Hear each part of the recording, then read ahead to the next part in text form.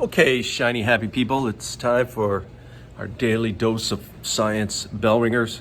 It's Monday, we're starting a new week, so we might as well get to it now, shall we? Let's go.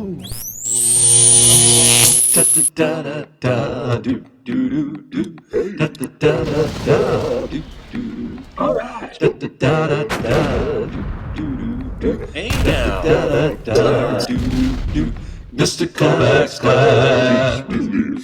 It's Mr. Kovacs class. You might learn a ton. It's Mr. Kovacs class. He's interested too. It's Mr. Kovacs class. And he's super cool. It's Mr. Kovacs class. Remember when I asked you what this thing was? And we learned there were a lot of different common names for this beast, right? Some of you called it a puma. Some of you called it a cougar. Some of you called it a mountain lion.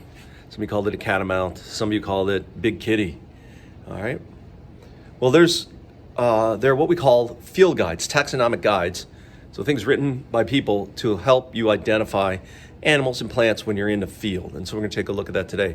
So if you saw this guy in the field and you're like, I'm not sure what that is, you could always bust out your field guide to North American or to big cats. This field guide is called a dichotomous key. Dichotomous. Dichotomous means two choices key. That means there's always two choices. You always start with step one, right? You got 1A, 1B, 1A, 1B. And then you'll get options. You're only going to choose one of those options, right? So that cat, big kitty, I'm like, what is that cat? 1A, does the cat have a short tail or does the cat have a long tail?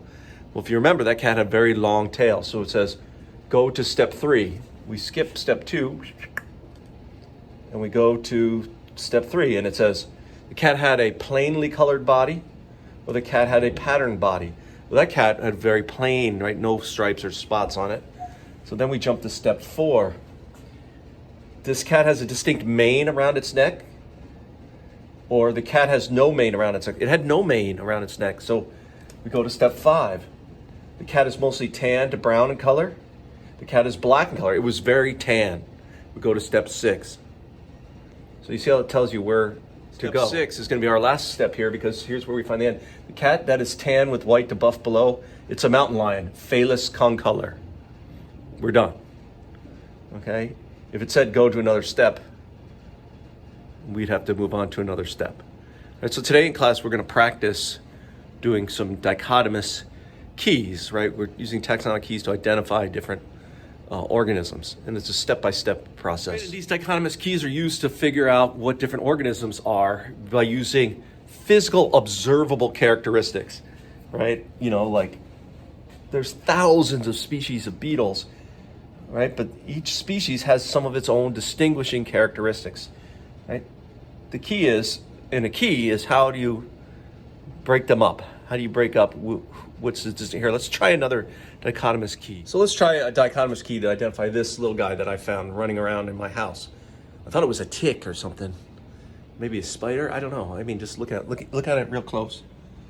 It's kind of weird looking. So I got out my taxonomic key. The taxonomic key, right? We start with step 1, and it gives us 2 choices, and then it tells us where to go next. So it's not always step 1, 2, 3, 4. It's kind of like choose your own adventure. You got to make choices. All right, so step 1 was how many legs does it have? This guy has 1, 2, 3, 4, 5, 6, 7, 8 legs. I jumped on to step 2. Does it have one body region, or does it have 2 body regions? This guy's got 1, 2 body regions. So 2 body regions. Jump down to step 5. Does it have pinchers? Well, it sure does. No pinchers. Go to step 6. Does it have a tail with a stinger? It's got none. Has no tail with a stinger. That was a pseudo scorpion. See how I used the taxonomic key to figure out what I was looking at, right? I'm going to try some of those in class today.